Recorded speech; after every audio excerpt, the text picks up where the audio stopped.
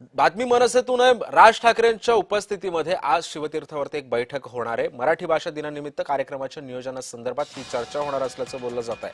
आज प्रमुख निमंत्रितांची सुद्धा नावं निश्चित होणार आहेत। मनसेच्या कार्यक्रमाला उद्धव ठाकरेंना निमंत्रण असणार का हे सुद्धा पाहणं महत्त्वाचं ठरणार आहे। या संदर्भात अधिक माहिती जाणून घ्यात माझा सहकारी शुभम उमाळे सध्या आपल्या सोबत आहे। शुभम, 27 फेब्रुवारीला मराठी भाषा दिन आहे आणि याच पार्श्वभूमीवरती शिवतीर्थावरती ही बैठक होणार आहे। काय काय कार्यक्रमांचं आयोजन मनसेकडून केलं जाण्याची शक्यता आहे?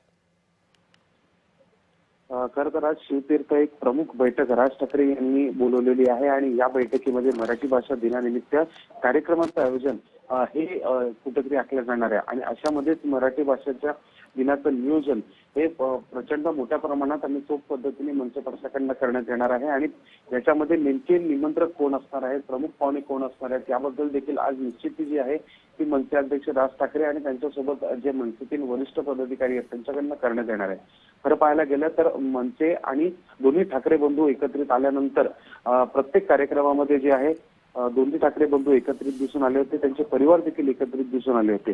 अशामध्येच आता या कार्यक्रमामध्ये देखील उद्धव ठाकरे आणि त्यांचा परिवार एकत्र येतो का हे पाहणं गरजेचं आहे आणि इतकंच नाही तर राज ठाकरे त्यांना आमंत्रित करतात का आणि ते येतात का हे एक प्रमुख बघणं असेल। दुसरीकडे मात्र मराठी भाषा विभाग जो आहे महाराष्ट्र राज्याचा त्याचा नाशिकमध्ये कार्यक्रम संपन्न होणार आहे, त्यामुळे अनेक पाहुणे हे नाशिकमध्ये देखील असणार आहेत। तर मनसेच्या या कार्यक्रमाला कोण कोण हजेरी लावतं हे पाहणं आता महत्त्वाचं असेल। नक्कीच धन्यवाद शुभम, तू दिलेल्या या सविस्तर माहितीबद्दल।